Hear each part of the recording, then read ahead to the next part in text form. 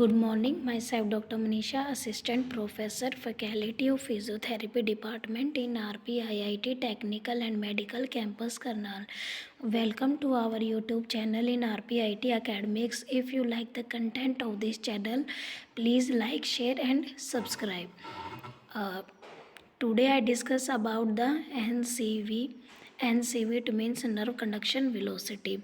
The next one is the myopathy. Myopathy means कोई भी muscles की डिजीज़ है तो उसके बारे में हम बताएंगे. फॉर एग्जांपल है मस्कुलर डिस्ट्रोफीज है. Example facioscapulohumeral muscular dystrophy, myotonia, congenital myopathies और metabolic myopathies. Next one is radiculopathy problem in which one or more nerves are affected with emphasis on the nerve root, radix root, nerve damaged from herniated discs, disease of neuromuscular junction, myasthenia gravis.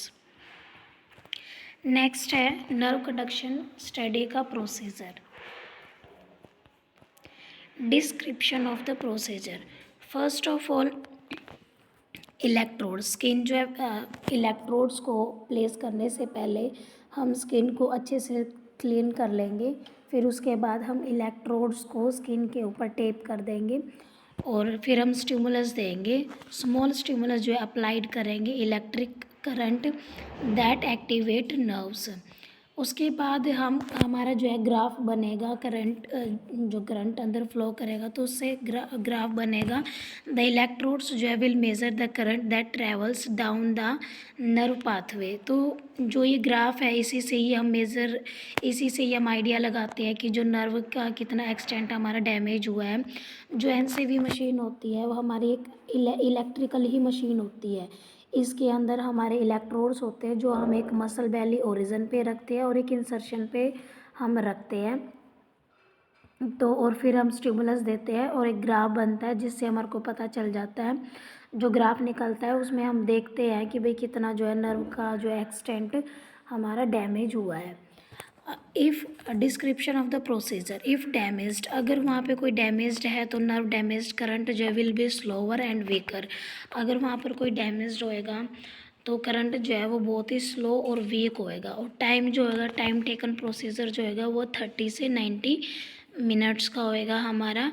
Complications क्या? No reported complications from the procedure.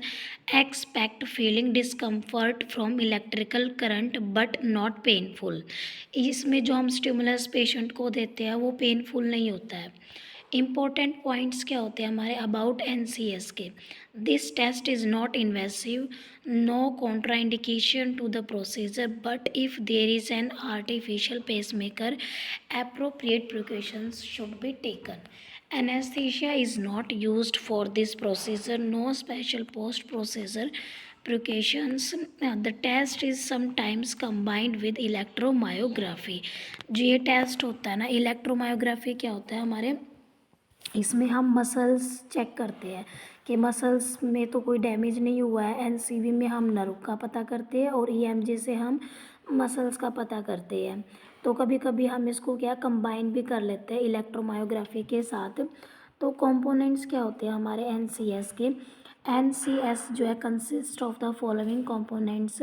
Motor action compound motor action potential होता है also called, जिसको हम motor nerve conduction study भी बोलते हैं.